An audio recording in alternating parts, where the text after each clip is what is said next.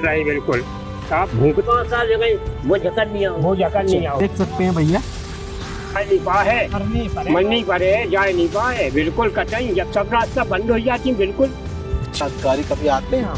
यहाँ नहीं आते, नहीं आते। हमारे गांव से कम 2 हिस्सा लोग गांव से पलायन कर।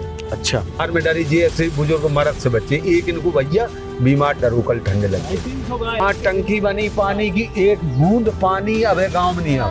अरे काय अब 2 घंटा लग जाए जाम में, अगर अटैक हो गो का बुढ़ापे भाई बहुत सी चीजें ऐसी होती। तो 78-69 में कौन संख्या बढ़ी है, कोई बता पाएगा? 25 साल पहले, 25 साल 80। भारत को 15 अगस्त 1947 को आज़ादी मिलने के बाद से अब तक 78 साल पूरे हो चुके हैं। हमारा भारत 2047 में विकसित भारत होने का सपना देख रहा है और हमें भी गर्व होगा अगर ऐसा होता है तो। लेकिन एक महान सपना तब पूरा होता है जब उससे जुड़े हुए हजारों छोटे छोटे सपने सफलतापूर्वक पूरे होते हैं। अगर किसी देश का विकास विरोधाभासी रूप से हो रहा है तो निश्चित तौर पर यह विरोधाभास उस देश के विकसित होने में एक बहुत बड़ी बाधा बनेगा। शहरों की चकाचौंध और हाई राइज बिल्डिंग्स भारत सिर्फ यहाँ तक सीमित नहीं है। रेलवे और हाईवे का जाल, महानगरों जैसा इंफ्रास्ट्रक्चर भारत सिर्फ यहाँ तक भी सीमित नहीं है। मुंबई जैसी माया नगरी, चेन्नई, बेंगलुरु, हैदराबाद, गुरुग्राम, नोएडा जैसे हाई टेक सिटीज़ भारत सिर्फ यहाँ तक भी सीमित नहीं है। बरसों पहले भारत को जानने के बाद महात्मा गांधी जी ने कहा था कि भारत की आत्मा गाँवों में बसती है, भारत गाँवों का देश है। तो क्या हम एक विरोधाभासी भारत में जी रहे हैं जहाँ एक तरफ हाईटेक शहर है, वहीं दूसरी तरफ बेहद ही पिछड़े गाँवों का क्षेत्र है? एक के बाद एक चुनाव आते हैं, नेताओं के द्वारा नए नए वादे किए जाते हैं, लेकिन इन वादों के साथ लोगों के सपने भी टूटते हैं और उनकी उम्मीद भी टूटती है। भारत में आज भी हजारों गांव सरकार की अनदेखी, भ्रष्टाचार और प्रशासन की बेरुखी का शिकार हैं। यहाँ बिजली, पानी, सड़क, सिंचाई, शिक्षा, स्वास्थ्य जैसी समस्याएं लोगों की जिंदगी को बद से बदतर बनाती हैं। ऊपर से सूखा, बाढ़ जैसी प्राकृतिक आपदाएं इन लोगों पर कुदरत का कहर भी बरपाती हैं। ये सभी समस्याएं इन लोगों को और उनकी आने वाली भावी पीढ़ियों को कुशल मानव संसाधन बनने से रोकती हैं, जो देश की ग्रोथ में रुकावट पैदा करती है एवं हमारे 2047 में विकसित भारत बनने के सपने को नुकसान पहुंचाती हैं। ऐसे ही इन हजारों गांवों में से हम आपको एक गांव की हालात दिखाने जा रहे हैं जो आपको भारत के विरोधाभासी विकास को समझने में मदद करेगा। आइए आपको लिए चलते हैं उत्तर प्रदेश के जालौन जिले के एक छोटे से गांव नरहान में, जो ऐतिहासिक क्षेत्र कालपी से मात्र 10 किलोमीटर की दूरी पर स्थित है। कहते हैं कि कालपी वही क्षेत्र है जहां श्री वेद व्यास जी का जन्म हुआ था और बीरबल का जन्म भी यहीं हुआ था। आइए दोस्तों, देखते हैं उस गांव की हालात को। नमस्कार दोस्तों, आज हम एक ऐसे गांव में पहुंचे हैं जहां से लोग निकलने में बहुत ही मुश्किल सामना करना पड़ता है। दोस्तों जब बता देते हैं, जनपद जालौन के मुख्यालय से लगभग में 40 किलोमीटर दूर पड़ता है। ये महेवा ब्लॉक पड़ता है। महेवा ब्लॉक का एक गांव पड़ता है जिस गांव का नाम है नरहान, जो कि ग्राम पंचायत है, जो कि पड़री ग्राम पंचायत के नाम से जानी जाती है। कालपी महत्व यहाँ से 10 किलोमीटर की दूरी है। यहाँ पर और भी कई कालपी में संसाधन भी हैं। ऐसा गांव है जो आजादी के अभी तक यहाँ पर लगभग में 78 वर्ष होने वाले हैं। तो यहाँ पर ये रास्ता जो देख रहे हैं ना, इसी तरीके से जो रास्ता बनाए गए हैं, अभी तक यहाँ तक रास्ता कोई बने नहीं है। तो इस गांव वाले किस प्रकार समस्याओं का सामना करना पड़ता है, वो सब चीजें हम आज आप लोगों तक पहुंचाएंगे। आप लोग हमारे साथ बने रहे। हमने नरहान गांव पहुंचने के लिए इसी पगडंडी से अपने सफर की शुरुआत की। शुरुआत में ही हमने अपनी बाइक को बड़ी मुश्किल से निकाल पाया। फिर हम पगडंडी से होते हुए आगे बढ़ रहे थे। कच्चे रास्ते का धूल भरा सफर हमारे कपड़ों पर अपनी छाप छोड़ता जा रहा था। कहीं खेत मिल रहे थे तो कहीं ऊंचे ऊंचे टीले। कभी कभी तो ऐसा लग रहा था जैसे हम चंबल के बीहड़ों में आ गए हों। इन्हीं रास्तों से अपनी बाइक से जब हम आगे बढ़ रहे थे, तभी हमारे मन में विचार आया कि अगर इस गांव में किसी को मेडिकल इमरजेंसी हुई तो एम्बुलेंस गांव तक कैसे पहुंचेगी, और महिलाओं की डिलीवरी के समय, प्रसव पीड़ा के समय एवं त्वरित मेडिकल इमरजेंसी के समय मरीज को उपचार के लिए कैसे अस्पताल पहुंचाया जाएगा। दोस्तों इस सवाल का जवाब हमें गाँव पहुँच ही मिला।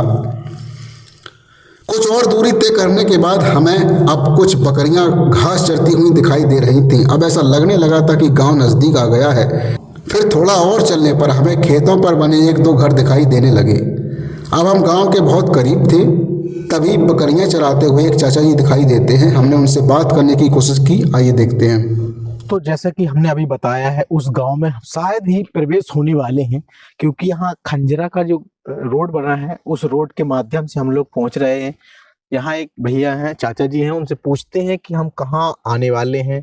तो बताएंगे कि यहाँ नरेहान की कितनी दूरी है, गांव कितनी दूरी पड़ता है और कितने लोग यहाँ पर कितने घर निवास करते हैं। चाचा जी आप इसी गांव से हैं?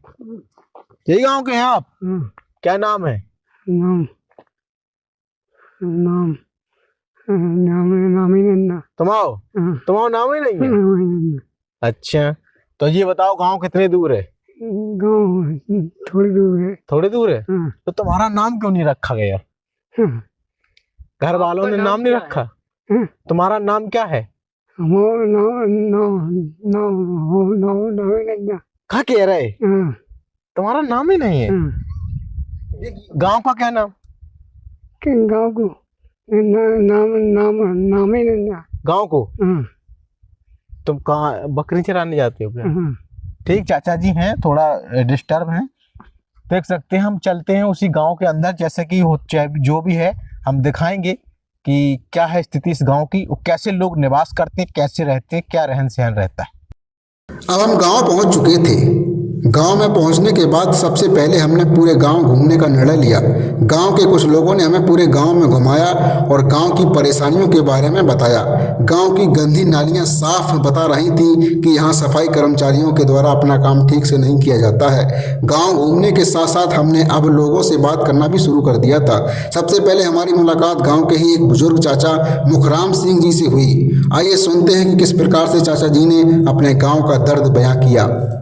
दोस्तों उसी नरेहान गांव में पहुंच चुके हैं जो बताया है। ग्राम पंचायत पड़री है या नरेहान? ग्राम पंचायत पड़री का एक मजरा पड़ता है जो कि नरेहान है, जो कालपी मुख्यालय कालपी से लगभग में 10 किलोमीटर की डिस्टेंस होगा। जो रास्ता कालपी से आया है बहुत ही कच्चा है, लोग यहाँ निकलने में बहुत मुश्किल पड़ती है। यहाँ कुछ ग्रामीण है, उनसे बात करते हैं। क्या नाम है दादा? मुखराम सिंह। मुखराम सिंह, क्या समस्या है? अरे बहुत परेशानी है साहब। इधर देखो, इधर आओ, यहीं खड़े हुआ, इस तरफ देखो। हाँ, क्या ज्यादा साहब परेशानी है, बहुत ज्यादा। इतनी की मुसीबत है कि कछार की गली नहीं कर पा रहे साहब। अच्छा। और का नाम गैया साहब, गैयन के मारे सब फसल चल जाते है साहब, भूखन मर रहे बिल्कुल साहब, भूख नहीं मर रहा है। सही बता रहे हैं आपसे कि भूख नहीं मर रहा है। अच्छा। हाँ, तो इतनी मुसीबत है किसान के ऊपर या गाँव में कि अपार से ज्यादा। हाँ, इतनी बात है। यहाँ जो हमने देखा है, जो आपका कालपी पड़ता है, स्वास्थ्य सेवाएं से लेके दिनचर्या की जो चीजें होती हैं, खान पीन के लिए हर चीज, बहुत सी चीजें होती हैं। तो आप जो सौदा वगैरह लेने जाते हैं कहाँ से जाते हैं? कालपी यही कच्ची पड़री में है, ऐसी कच्ची सा। और कोई दूसरा वैकल्पिक मार्ग नहीं है? और कहाँ जाए? कोई नहीं। कैसी जाओ, चक्कर काटो बहुत लंबो तब पहुँच पाओ। अच्छा। हाँ। अच्छा, जैसे बात करते हैं अपने यहाँ जब चुनाव होता है, हाँ। तो जो विधायक के चुनाव होता है, जिला पंचायत सदस्य के चुनाव होता है, सांसदीय के चुनाव होता है, तो वोट मांगने के लिए आते हैं साहब। आते अकेले कह दिए थे कि हाँ बनवा देंगे तो वोट पड़ जाएगी, खत्म काम साहब। अच्छा। हाँ, बिल्कुल सत्य वाली बात बता रहे हैं आपसे। वोट लेके चले जाते हैं, फिर दोबारा अब विधायक बने हैं कि उड़ाई के बेकनाम। हाँ, तो यह समझ ले साहब, एक दिन नरेहान नहीं आए कि कैसो है कैसो नहीं है। अच्छा। हाँ, कोई देखन नहीं आए यहाँ, कोई नहीं आओ, कोई नहीं आता, कोई नहीं आता साहब। प्रधान जब 5 साल हो गए वो झकन नहीं आओ साहब। आपका जो वर्तमान में प्रधान जी, हाँ, वो झकन नहीं आओ, बिल्कुल कतई नहीं आओ साहब। अच्छा। हाँ, कतई नहीं आओ। तो आप लोगों ने उनसे शिकायत वगैरह नहीं? शिकायत खूब करी साहब। हमने करी। हाँ, आपने की? जैसे कोई काम कराया जी, जैसे नल ये बोर कराए, रीबोर 2 भाई, एक नहीं है। हाँ, कराए कागज में 2 लिखे, जैसे भैंस बाड़ा लिखे 8, एक भी नहीं है। अच्छा। जैसे नाली लिखी 3, एक भी नहीं है। जैसे कच्चा काम लिखा वो भी नहीं है, एक भी। तो हमने उसके ऊपर किसी गांव ने नहीं करी, हमने करी अपने बता रहे खिलाफियत। तो और हाँ, और थे पड़वी के चौहान वगैरह, तो उन्हें कुछ मिल गया होगा, हमें तो नहीं मिलो, तो बेपने शांत हो गए, फिर हम अकेले क्या करते। अच्छा। तो यहाँ जो वर्तमान में सफाई कर्मी तैनात किए गए हैं गांव में, तो वो नहीं आते कभी? आते हैं, महीना में एक दिन आएंगे। तो देख सकते हैं यहाँ चारों तरफ गंदगी, हम भी गंदगी में ही खड़े हैं, सही बात साहब, देख सकते हैं। और भी दिखाएंगे इस गांव की जो भूगोलिक स्थिति है, क्या स्थिति है। गांव में चाचा जी से बात करने के बाद अब हम आगे बढ़े और उस जगह पहुंचे जहां से गांव में हर साल तबाही की एंट्री होती है। जी हां दोस्तों, यह तबाही कुछ और नहीं बल्कि बाढ़ की तबाही है जो हर साल इस गांव के लिए मुसीबत बनती है। इसी गांव के किनारे से यमुना जी बहती हैं। गांव के किनारे एक कटान है जिससे बाढ़ का पानी गांव में प्रवेश करता है और पानी अधिक बढ़ने की वजह से यह गाँव चारों तरफ से पानी से घिर जाता है और हर साल यमुना जी के रौद्र रूप के कारण यह गाँव एक आइलैंड में तब्दील हो जाता है। ऐसे में यह गांव अन्य गांवों से पूरी तरह से कट जाता है और अपने नजदीकी शहर कालपी एवं अपने मुख्यालय उरई से भी पूरी तरह से कट जाता है। एक तो इस गांव में सड़क नहीं है और ऊपर से बाढ़ का कहर दोहरी आफत लाता है। बाढ़ के समय इस गांव में पहुंचना समुद्री लहरों के बीच किसी आइलैंड पर पहुंचने जैसा हो जाता है। पिछली बार बाढ़ के समय जब हमने इस गांव में पहुंचने की कोशिश की तो नाव वाले ने हमें यहां ले जाने से साफ मना कर दिया। आइए सुनते हैं इस बाढ़ के बारे में ग्रामीणों ने दोस्तों क्या बताया। आप देख सकते हैं हमारे जो गांव पड़ता है नरेहान के जस्ट बगल से ये यमुना जी निकली हैं। तो चाचा से पूछते हैं कि यहाँ प्रतिवर्ष तबाही होती है। तबाही होती मैं है, पिछली बार आया था, तबाही होती है। मैं मंगरौल में आया था। ना सही है। तो मंगरौल के बाद मैं नाव से आया। हाँ। नाव से आने के बाद उस गांव जो आपका जो जिस गांव में प्रधान जी है, मैं वहां तक बड़ी मुश्किल से आया था। मैंने वो ग्राम वासियों से बातचीत की थी, लेकिन नाव वाले ने हमने कहा हमें नरेहान भी जाना है, लेकिन वो लोगों ने मना कर दिया, मैं नरेहान तक नहीं ले जा सकता। तो इस गांव की ये स्थिति है। तो चाचा से पूछते हैं यहाँ जब बाढ़ की तबाही होती है तो किस प्रकार का मंजर यहाँ होता है? बहुत मुसीबत लला, रोड जाम हो जाता है, बहुत बुरी होता मुसीबत है। बहुत मुसीबत, अनाप शनाप मुसीबत। अच्छा हाँ। अच्छा, उस दरमियान कोई बच्चा वगैरह बीमार हो जाए तो लला जा नहीं पाए, मर नहीं पड़े, जा नहीं पाए बिल्कुल कतई। जब सब रास्ता बंद हो जाती बिल्कुल, अच्छा, वाहन वाली रास्ता एक नहीं रहा साहब कतई। कोई जैसे महिला होती हैं, प्रसव पीड़ा वगैरह होती है, तो क्या समस्या? कोई हो साहब समझने पड़े कि जा नहीं पाए। अच्छा, हाँ, दुलिया बनावे जैसे में खटिया दुलिया बनावे और दो जालंगाई लगे, 2 जने बालंगाई तब ले जा सकत, तब ले जा सकत। अच्छा, बच्चे वगैरह पढ़ने के लिए जो जाते हैं हैं तो अबे चाहिए जाते हैं, जब बाढ़ आ जाते नहीं जा। अच्छा, कतई नहीं जा साहब। रास्ते हमने देखे हैं। हाँ, बिल्कुल सही हमने है। रास्ते भी दिखाए हैं, सही है, बहुत ही ज्यादा यहाँ घने जंगलों के होते हुए कालपी अगर जाते हैं तो हम बच्चों के लिए जो बच्चियां होती हैं बहुत समस्याएं होती हैं। तो क्या कहना चाहेंगे सरकार से? क्या कहने चाहिए? अब देखो सर, स्कूल तो बन रहा है, ऐसी कुछ बात है। स्कूल तो बन रहा है, लेकिन जूनियर तक। अच्छा, इसके बाद नवैना जाएंगे या सिमारा जाएंगे, पैदल ही जाना पड़ता है, या अपने साधन हो। सिमारा यहाँ से 14-15 किलोमीटर है, नवैना 7 किलोमीटर है। अच्छा, इतनी दूर जाना पड़ता अच्छा, तुम्हारा पास का शहर तो पड़ता है कालपी। सब चीजें उसी में होती हैं। सब पूरा बाजार वही होता है। अच्छा, चलिए चलते हैं और दिखाते हैं। बाढ़ की समस्या को समझने के बाद अब बारी थी शिक्षा की स्थिति को जानने की। इसके लिए सबसे पहले हमने ग्रामीणों से कहा कि हमें शिक्षा के मंदिर यानी स्कूल ले चलिए। पहले हमने स्कूल की स्थिति को देखा, चूंकि दिन रविवार का था इसलिए स्कूल तो बंद था। हमने स्कूल की बाहर की स्थिति देखी और वहां के हालात का अंदाजा भी लगाया। दोस्तों, जैसे देख सकते हैं ये प्राथमिक विद्यालय है जो कि नरेहान में पड़ता है। प्राथमिक है ना जी? प्राथमिक विद्यालय नरेहान की स्थिति देखिए। यहाँ जो गांव से बच्चे आते हैं, नन्हे मुन्ने बालक आते हैं, ननिहाल आते हैं, देख सकते हैं ये रास्ता। यहाँ की जो वर्तमान में जो उच्च अधिकारीगण हैं, वर्तमान में जो यहाँ प्रधान जी हैं, बताते हैं लोग बाग कि वो यहाँ पर कोई भी ध्यान नहीं देते हैं। ये देख सकते हैं विद्यालय के बाहर की जो गंदगी है, बच्चे किस प्रकार निकलते होंगे आप हम दिखा सकते हैं। आज संडे है, हालांकि ये बंद है स्कूल, देख सकते हैं ताला पड़ा बंद है, संडे है। देख सकते हैं यहाँ की जो स्थिति, हमारे हिसाब से तो ये स्थिति बहुत सी नाजुक है। यहाँ भैया हैं, उनसे पूछते हैं, भैया यहाँ के जो वर्तमान में प्रधान जी हैं और भी जो आला अधिकारी कभी आते हैं? यहाँ नहीं आते सर, कभी नहीं आते। कभी नहीं आते। वोट मांगने तो आते हो? वोट मांगने आते, इसके बाद नहीं आते। इसके बाद आते ही नहीं, कतई नहीं आते। अच्छा, वोट मांगते वक्त क्या यहाँ के ग्रामीणों से वादा करके जाते हैं जो वादा यहाँ तो बहुत सारे सर करते हैं? हाँ, कि हम ये कर देंगे, वो कर देंगे, और रोड बनवा देंगे, और सारी व्यवस्थाएं और अस्पताल वगैरह बहुत सी चीजें करते हैं। ये कटान है, ये इस पे भी हम चर्चा करेंगे ऊपर लखनऊ जाके, लेकिन करता कोई कुछ नहीं है। अच्छा, जैसे प्रतिवर्ष यहाँ जो बाढ़ का क्षेत्र माना जाता है, मैं पिछली साल भी आया था, लेकिन एनडीआरएफ टीम के साथ आया था, तो वहाँ आपके जो ग्राम पंचायत पड़ता है वहीं तक आवाज पड़ रही था।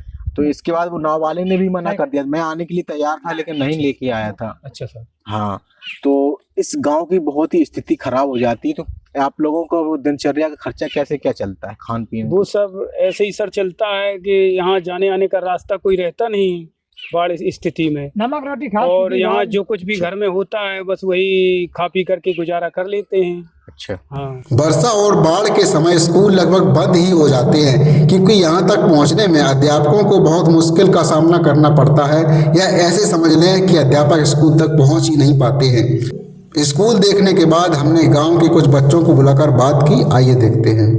तो उस गांव के बच्चों से हम खास बातचीत करते हैं कि वो कहाँ पढ़ने जाते हैं, क्या स्थिति रहती है। क्या नाम है बेटा? ऋषि। ऋषि, कितने में पढ़ते हो? 3। स्कूल कहाँ है? उधर इसी गांव में है ना? हाँ। अच्छा, तो आपके गांव की क्या स्थिति है? क्या गलियां अलियां सही है कि नहीं? हाँ। कहाँ है रास्ता सही? सब खराब पड़ी है। क्या नाम है तुम्हारा? बुद्ध सिंह। बुद्ध सिंह। आप लोग कहाँ पढ़ने जाते हैं? स्कूल में। स्कूल जाते हो? कितने में पढ़ते हो? 4 में। 4 में पढ़ते हो। आप लोग? 6 में। 6 में। क्या नाम है बेटा? दिव्यांशी। आपका? आशीष। आपका? अनन्या। आपका? शिल्पी। आपका? अमित। प्रांशु। प्रांशु। आप? कृष्णा। कृष्णा। सभी लोगों के नाम हो गए? हाँ। सभी लोग लगभग में जो बच्चे हैं प्राथमिक व जूनियर के बच्चे हैं।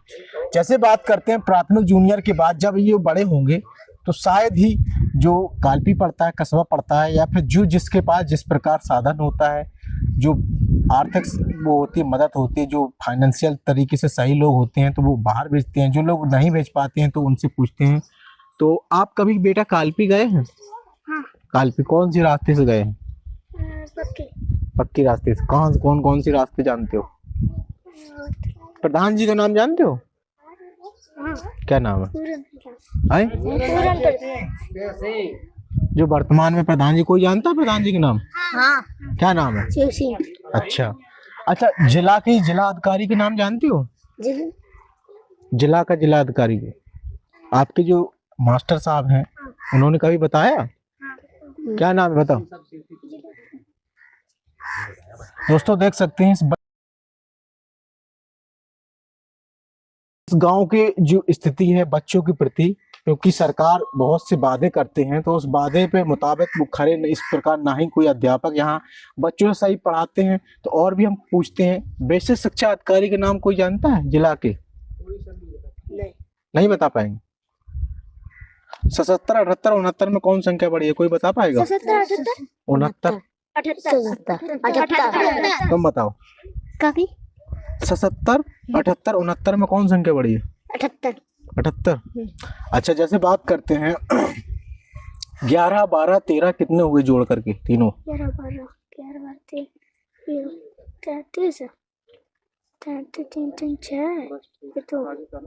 दोस्तों देख सकते हैं यहाँ की जो बच्चे हैं बहुत ही कमजोर हैं। वर्तमान में जो कोचिंग वगैरह जाते हैं वो उसी से सीखते हैं, जो भी सीखते हैं।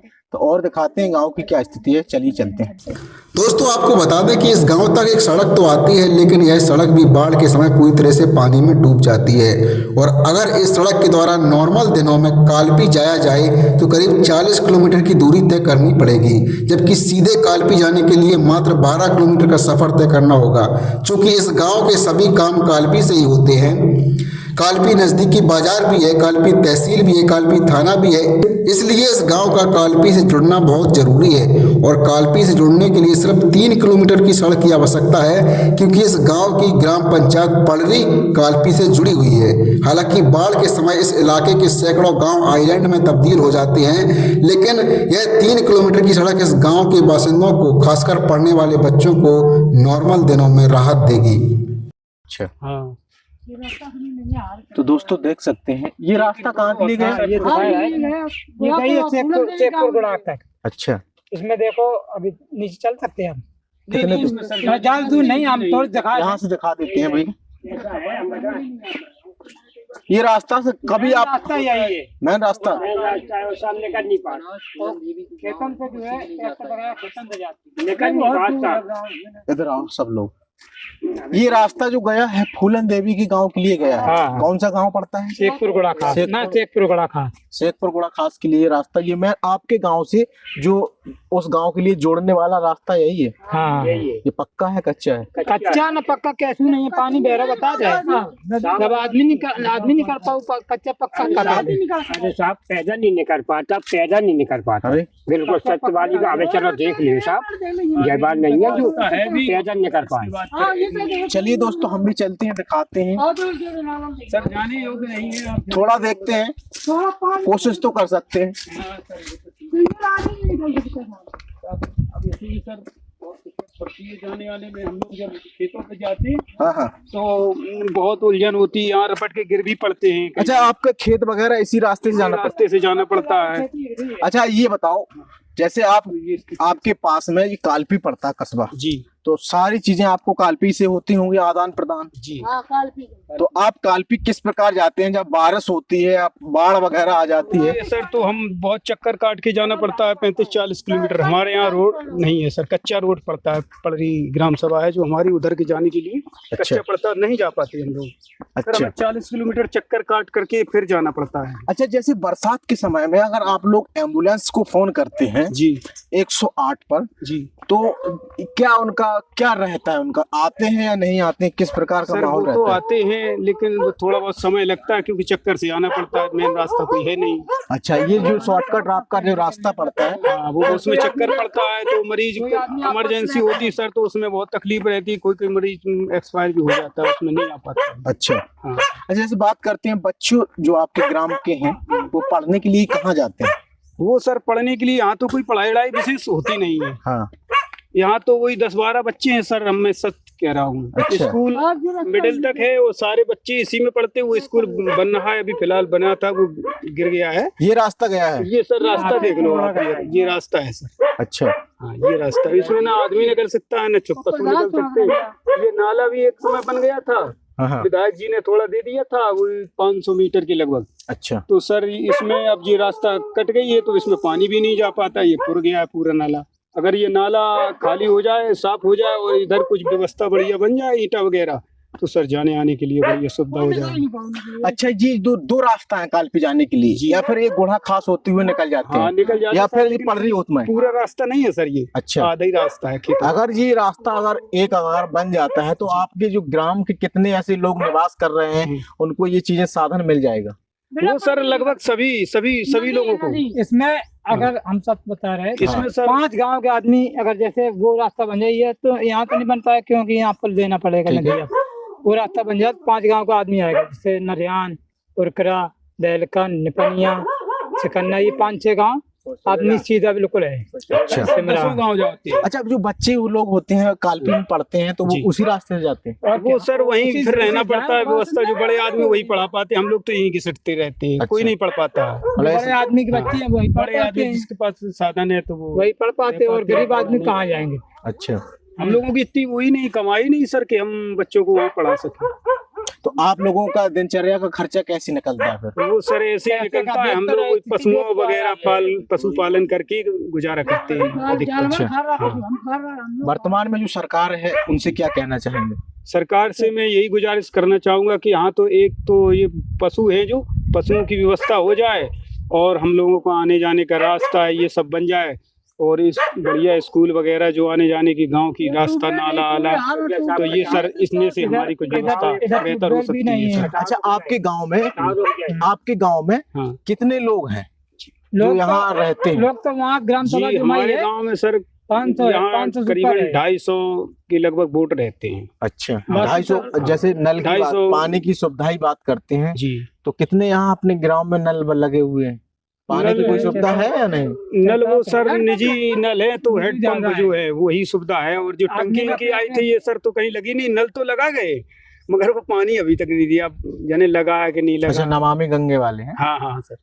इसके साथ हमने अन्य ग्रामीणों से भी बात की और अन्य समस्याओं को भी सुना, जैसे ठीक रास्ता न होने के कारण किसानों को अपने खेतों में जाने पर बहुत दिक्कत का सामना करना पड़ता है। आवारा पशु भी खेतों को नुकसान पहुंचाते हैं। पेयजल की समस्या, मेडिकल इमरजेंसी के समय बहुत दिक्कत होती है। आइए समझते हैं कि इस पर ग्रामीणों ने क्या कहा।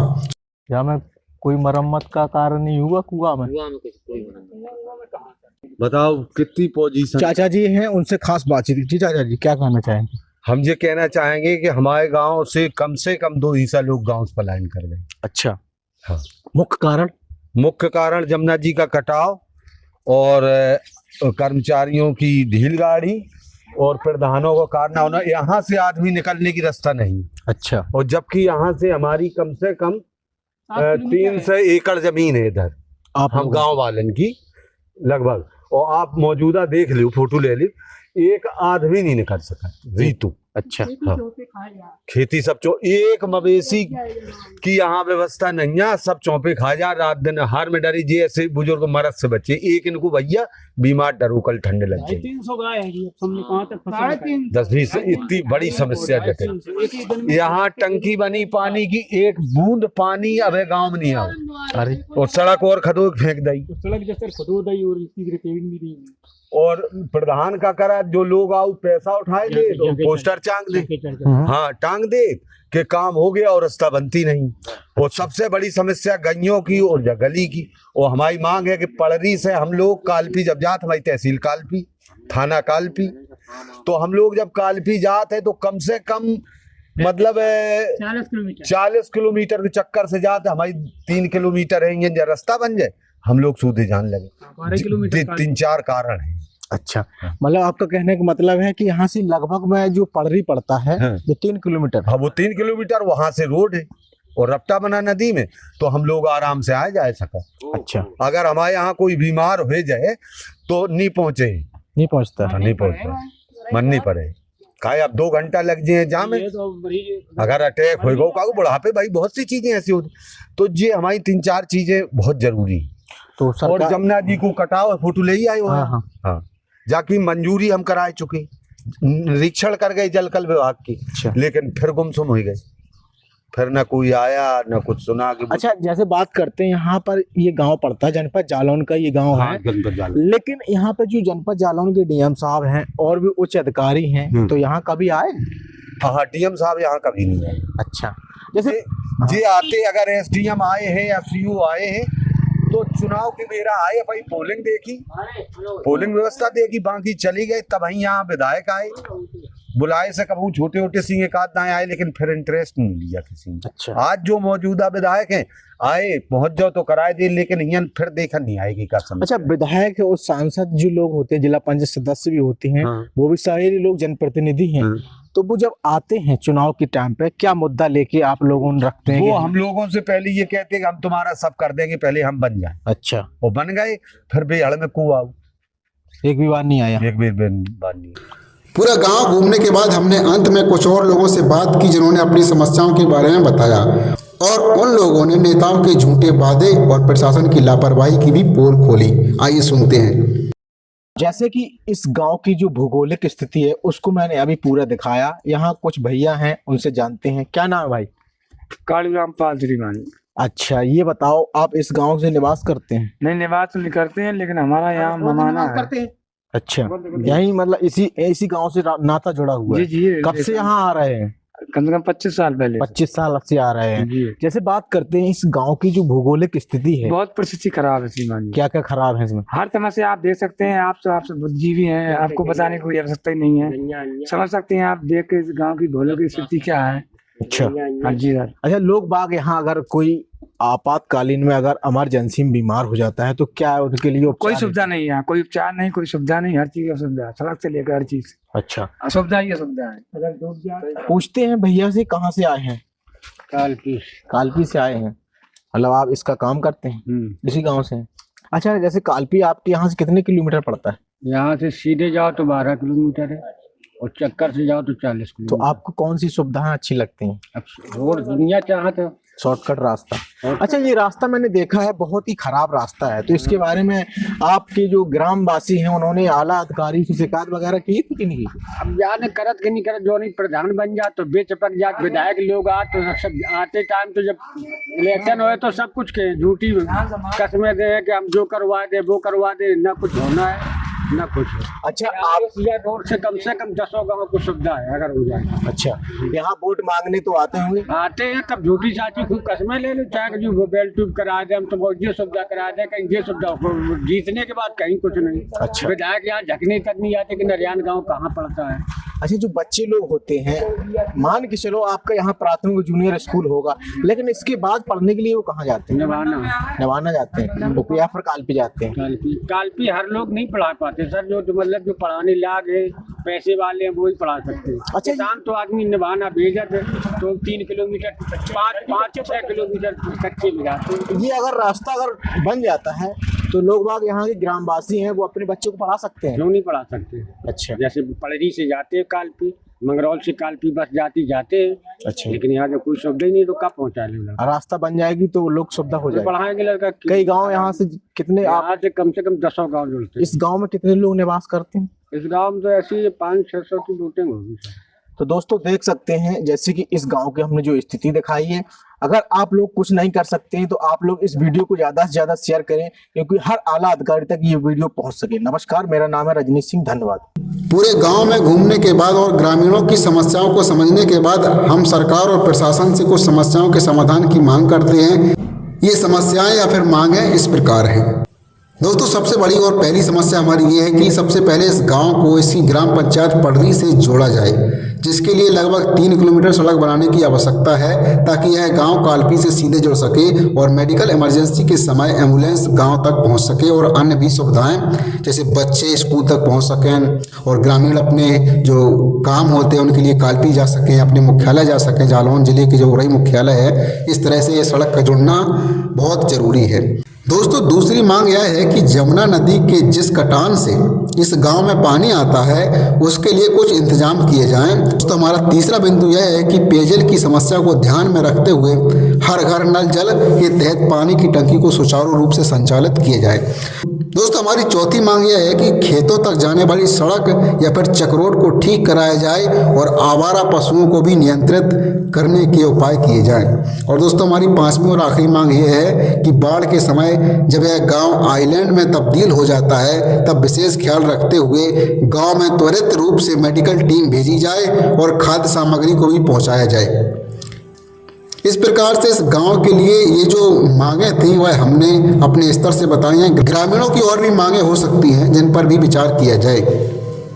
और जनप्रतिनिधियों और प्रशासन से निवेदन है कि इस गांव की समस्याओं को भी ग्राउंड पर जाकर समय समय पर देखते रहें। दोस्तों, आपको ये बता दूं कि ये सिर्फ एक गांव हमने दिखाया है। भारत में ऐसे हजारों गांव हैं जहां पर आज भी कहीं बिजली की समस्या है। कई गांव तो दोस्तों ऐसे हैं जहां पर आज तक बिजली नहीं पहुंची है। कई गांव ऐसे हैं जहां पर पेयजल की समस्या है।